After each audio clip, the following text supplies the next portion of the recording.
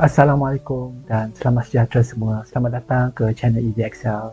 Channel ini akan menyiarkan konten Excel dalam bahasa Melayu. Setiap minggu akan diperbincangkan konten-konten Excel. Semoga anda dapat mempelajari sesuatu daripada channel ini. Selamat menonton. Terima kasih.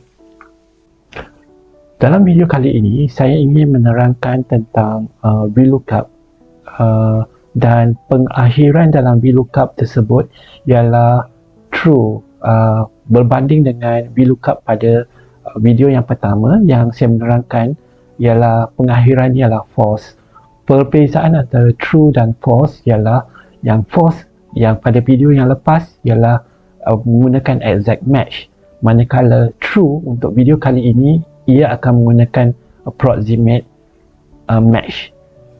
Okey, sama juga dengan video pertama dan video kedua juga, kita mesti ada satu data yang kita perlukan untuk populate ataupun kita akan isikan ruang-ruang yang kosong, dan ruang kosong tersebut akan kita dapatkan daripada lookup table.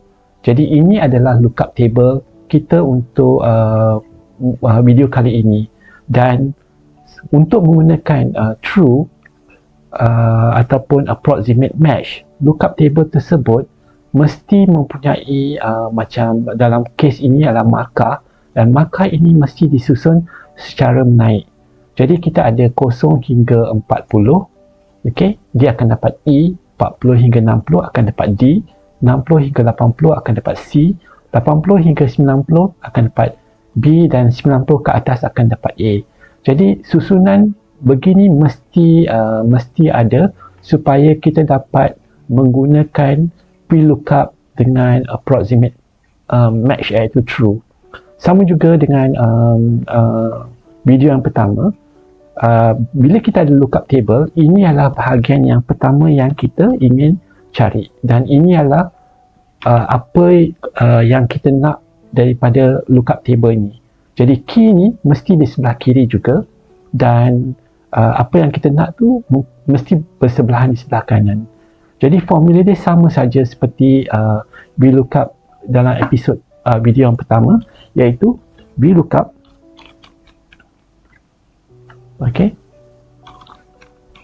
dan apa lookup value. Lookup value ialah apa yang kita nak lookupkan value tu, dan table array tu ialah daripada table ni. Dan ingat, kita mesti tekan F4 untuk kita lockkan table tu supaya kita ada dollar sign ni. Okey, comma, dan apa yang kita nak cari, column index. Jadi kita nak cari nombor 2. Okey, comma, dan perbezaan antara yang pertama, video pertama dengan video ini adalah video pertama kita gunakan false, dalam video ini kita akan gunakan true. Okay, dan kita tutup bracket. Kita press enter, dan dia akan beritahu 79 ini ialah antara 60 hingga 80, dia akan dapat C. Dan bila kita drag ke bawah, jadi kita dah dapat beritahu ialah markah atau rating untuk pelajar ini bergantung kepada table ni, dan table ini mesti disusun secara menaik. Jadi contohnya kita tak ada 100 di sini, atau mungkin kita boleh keluarkan 95. Jadi 95 dia akan jadi A. Okey. Jadi ini ataupun approximate match ni biasanya digunakan untuk memberi rating kepada sesuatu markah ataupun sesuatu jumlah yang kita dapat, dan rating tersebut mesti disusun secara menaik. Saya harap Vlookup dengan approximate match ni dapat membantu anda semua untuk menggunakan menggunakannya apabila anda perlu. Sekian, terima kasih.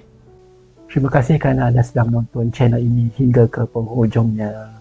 Sekiranya anda ada apa-apa soalan yang ingin diutarakan, sila tinggalkan komen, dan saya akan cuba untuk menjawab soalan-soalan anda. Sekiranya anda berminat, jangan lupa untuk like dan juga subscribe. Terima kasih.